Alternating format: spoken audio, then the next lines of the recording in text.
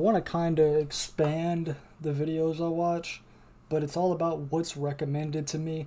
And I saw this and it looked very, very interesting. What dying on every planet would be like. I don't know if it's a question I would ask, but it's definitely a very good question to ask. Very curious about this. Let's check it out. Mercury. Okay. Mercury is the closest planet to the sun, but if you think that means it's hot all the time, you're wrong. Really? At night, temperatures can plummet to an Oh, is that because the sun's like furthest away too? I don't know. icy minus 180 degrees That probably Celsius. sounded During the day, dumb. however, they can skyrocket to 430 degrees Celsius. This extreme imbalance happens because Mercury doesn't have a proper atmosphere to regulate temperature. Instead, it has a very thin exosphere, which doesn't maintain heat. While apart from temperature, you wouldn't have to worry about weather on Mercury, the real dangers come from solar radiation and the lack of breathable air. In fact, Mercury gets almost 7 times the solar irradiance that Earth receives. I just watched a movie, I think it was called Knowing, where they had something similar to like the sun's rays hitting As that the shit. smallest planet in the solar system, Mercury is full of craters, cliffs, and bumpy terrain, making it a pretty tough place to land as well. The low air resistance doesn't help either. It would make slowing down a spaceship much harder, increasing the chances of a high-speed crash. Okay. Landing during the daytime is out of the question because of the You'd extreme burn up. heat. The latest NASA spacesuits can only handle up to 121 degrees Celsius, still crazy. nowhere near Mercury's daytime temperatures of 430 degrees Celsius. Plus, keep in mind that Mercury's day lasts about half a year due to its slow rotation.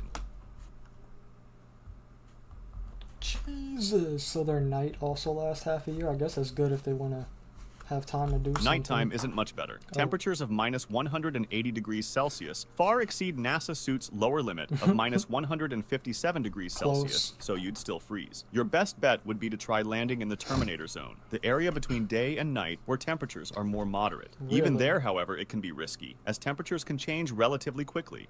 Venus. That's crazy. Venus is the closest planet to Earth, sitting just 40 million kilometers away. Talk This to me. means the journey there would be relatively short, about 4 months. Its size and gravity wouldn't pose much of a problem, as they're pretty similar to Earth's. Okay. The first real issue you'd face, though, would be those beautiful yellow clouds you'd see as you approached the Yellow surface. clouds. Unfortunately, they're made of sulfuric acid, a highly corrosive substance that would destroy your lungs and Bro, how does shit like this even happen, bro?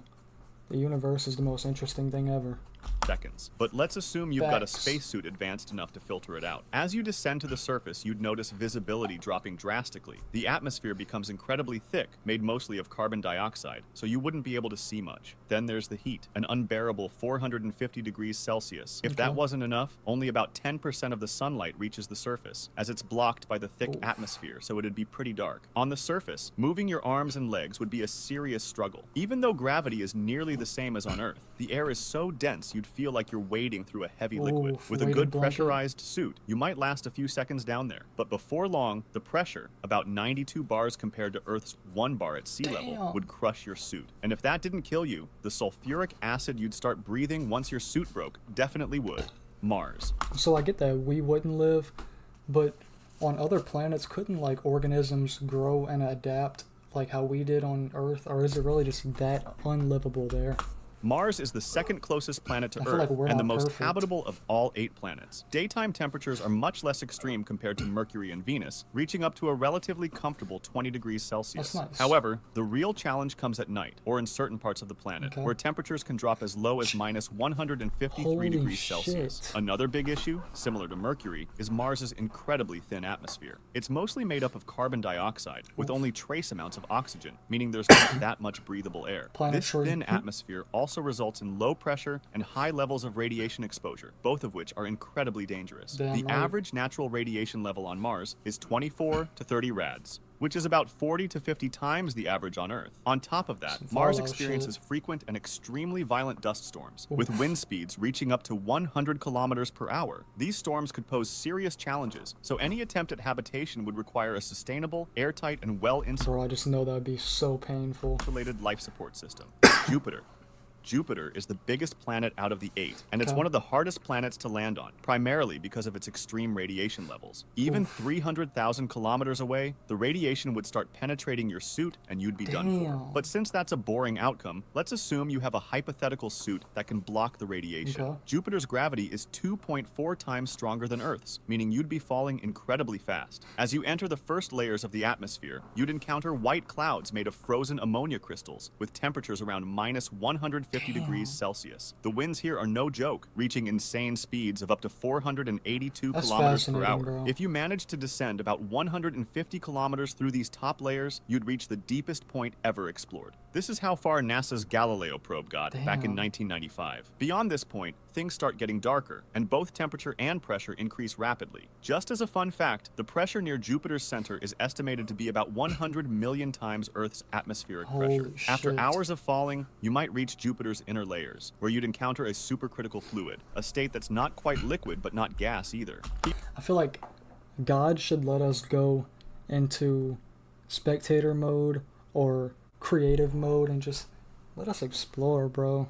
Let us do some cool shit for real. Here, you'd kind of be swimming in this bizarre substance. If you continued further toward the center, you'd encounter metallic hydrogen, an extremely dense liquid that would trap you. But if you somehow managed to get through that, you'd reach Jupiter's core, though we're not entirely sure if it's solid or not. The temperatures here would be about 24,000 degrees Celsius, roughly 4.5 times hotter than the sun's surface. Saturn. Holy shit. Saturn is the second largest planet in the solar system, and I with got an a ring. atmosphere primarily made of hydrogen and helium. The first challenge would be avoiding a crash with one of its 146 orbiting Holy moons. shit. Once you manage that, you'd encounter its iconic rings, which are made of debris from old moons, ice pellets, comets, and asteroids. Let's assume you're either an incredibly skilled pilot or your spaceship is indestructible, so you don't meet your end by smashing into space junk. As you approach Saturn's equator, you'd witness an incredible spectacle of red and purple auras caused by highly energetic hydrogen in the atmosphere. much aura. However, this beauty comes with a catch. Hurricane-force winds blasting at speeds of around 1,800 kilometers per hour Damn. would make it nearly impossible to stay steady. Trying to enter from the North Pole wouldn't be any better. Up there, you'd face a massive storm so large you could fit 2 Earths inside it. This region also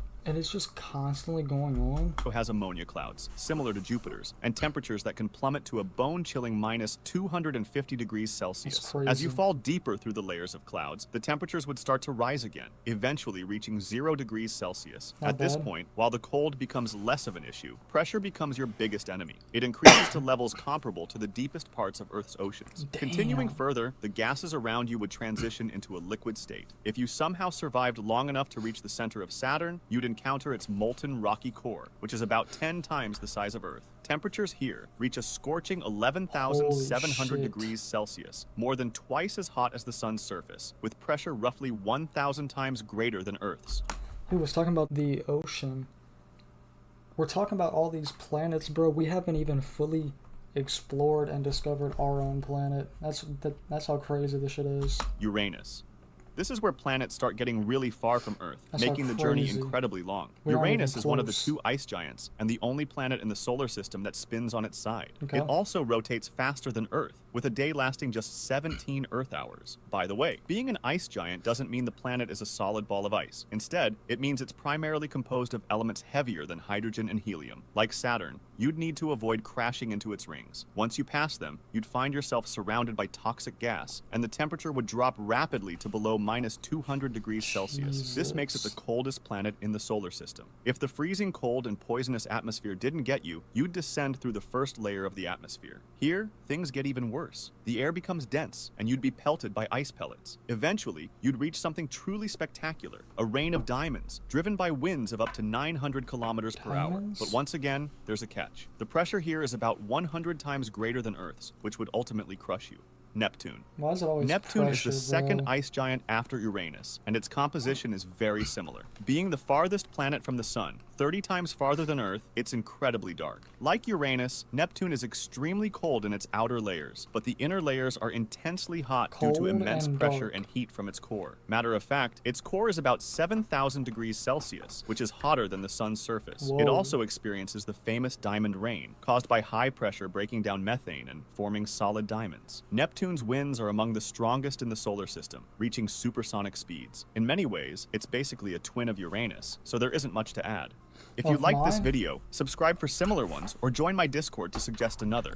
That was a good video, bro. That was Are a you good really video. the last one? The close I feel like NASA should let me work there because I think the main problem is the pressure and the temperature. That's it, bro. They might have a toxic gas or two. Just put a mask on. I feel like we could figure this shit out pretty quickly. Yeah, he did forget Earth. I was waiting for Earth. There's a lot of ways to die on Earth, but you know, can't really fit all that in one video. That was a good video though. Get up on my hometown, there's nobody left. Set up the bro with a play, don't fumble it. Damn, he fumbled the ball, I gotta recover it. East Street lacking, other bitch caught up. He spun back, that's not what I taught him. Now I gotta make the play.